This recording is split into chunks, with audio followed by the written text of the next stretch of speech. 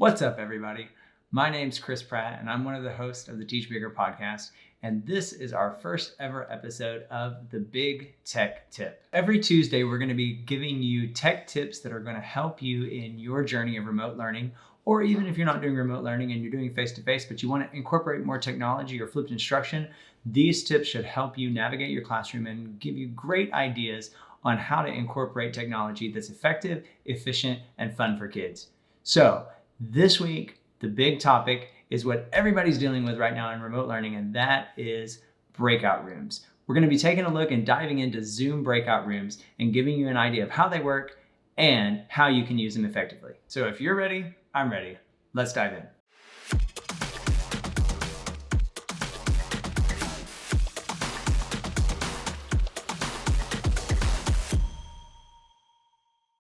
So once you enter your Zoom meeting, what you'll discover is that you're here at your home screen, and obviously I could start my video, but there's no need for that because we're going to focus in on breakout rooms. So as you hover down below the bottom menu, you will see a button that says breakout rooms. Whenever you click this button, a little pop-up screen comes up, and then it starts giving you options of how to organize. Now, I would highly recommend that you organize your breakout rooms ahead of time, unless you're going to do it automatically. So you do have the option to organize your breakout room automatically. So in this case, I can determine how many rooms that I want. Let's say I have 30 students, so maybe I want groups of 10. So I'm going to create 3 rooms. And if I've clicked automatically, whenever I hit breakout rooms, Zoom will automatically create 3 rooms and randomly place groups of 10 together. This works really well if you're looking at an opportunity for kids to collaborate with kids that they don't usually talk to, or maybe you're just getting to know each other. But then there's also the possibility that sometimes you're going to want to custom pick your groups. Maybe you're doing a project, or maybe you're doing some group work that you want to make sure that there's different strengths and weaknesses involved to differentiate. So with all this in mind, you do have the option to manually organize your groups.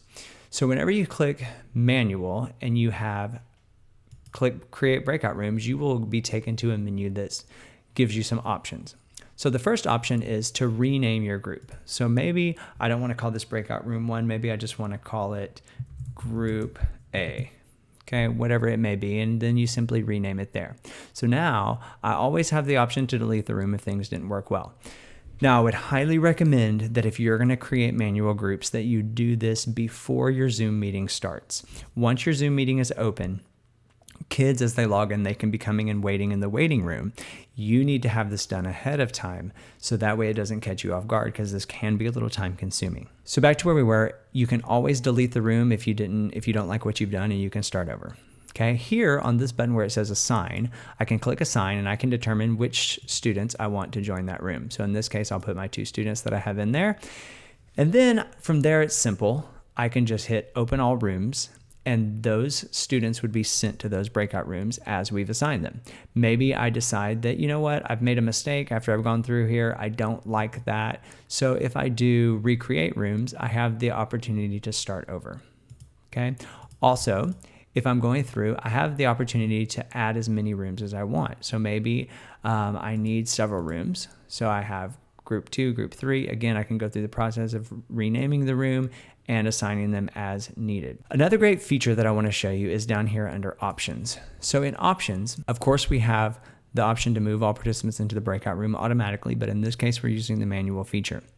There's also the ability, if we check this toggle switch here, to allow participants to return to the main session at any time.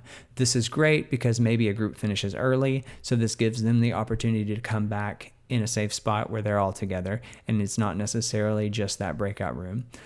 Also, students may want to come back to be able to ask questions to you, and this is a great opportunity for that as well.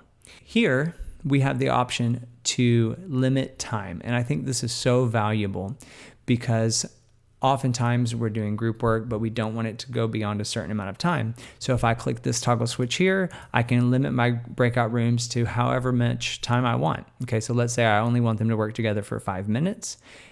This checkbox will say it'll notify me when the time is up, so that way I don't lose track of time.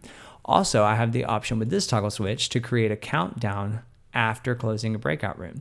So for example, let's say once I assign the kids into their breakout room, I want them to know that they have 60 seconds to return. You can do it as little as 10 seconds and as much as 120 seconds. So this is really great to give them a heads up that we're about to be returning to the main session, and they should be finished with their activity and they should be ready to dive into the big, large group work. So once you have everything set up the way that you want it and the students are in place, they're ready to go, all you'll do is click the toggle switch, and of course it will then bring up the menu the way you've created it, and then you can hit open all rooms. So at this time, all students are being assigned to their breakout rooms. Now, this is such an important feature that I want you to understand. As the host or the teacher of the room, you have the ability to monitor these breakout rooms. So at any time, I can choose the group that I want to visit, and if I hit join, then it asks me, do I want to join that group? And if I hit yes, then in real time, I will go to group A in this case, and I will be one of the participants in that room. I can see them, they can see me, or I can choose to turn my camera off and just monitor what's going on. But it gives me a great way to make sure kids are staying on task, to make sure that we're answering any questions in a small setting, and also to get formative assessment and feedback. Because whenever I go into a group room and I see that kids are using academic conversation, they're using correct vocabulary, and they're doing the task at hand, it gives me a good indication of how my instructions were and how much they're grasping the content. Also, you might determine that whenever you have assigned your students that maybe you want to switch things up, or maybe there was a student that you accidentally placed in the wrong room. At any time, you can simply hit the Move To button. So you hover over a student's name, and whenever you click Move To, it gives you the option of which breakout room to move them to. So all of these features really help you in customizing everything that you need to do in a Zoom breakout room. Last thing I want to show you is down here, you have the option to broadcast a message. So maybe you're floating around the rooms and you're seeing that a common question is coming up. So you could broadcast a message and say, please take time to refer to the handout that I gave you, or whatever the case may be. So that way you can give kids reminders. Maybe you could broadcast a message that says, if you have a question, come back to the large group and I'll be there to answer your questions. It's just an easy way to communicate in the breakouts as the students are working so that everything is seamless and effortless. Whenever the breakout's done, you can close the room, or remember, of course, if you use the timer, it will close automatically for you. In this case, I hit close. They were given a 10-second warning, and then the breakout room will close. It pushes everybody back to the main room. And then in that case, I'm back in large group instruction. If I want to hit breakout rooms again, I can. Remember, you also have the option to switch things up and to change rooms around so that maybe in a second round, kids are working with different students to enhance the learning process. So I hope that this helps. I hope that now you feel more confident about navigating breakout rooms. And that's it for today. So hopefully after today's video, you feel more confident about Zoom breakout rooms. I would encourage you to dive in and give it a try. Find new ways for your students to collaborate virtually and make the most of every opportunity you have to get feedback and formative assessment from your students. So hopefully this helped today. If you have any suggestions or there's a tip that you would like us to share on the Big Tech Tip, then I encourage you to email us at info@teachbigger.com. Also, don't forget to like and subscribe and hit that notification button so that every Tuesday when we come out with a new video, you get notified. Thanks for tuning in, and we'll see you next week.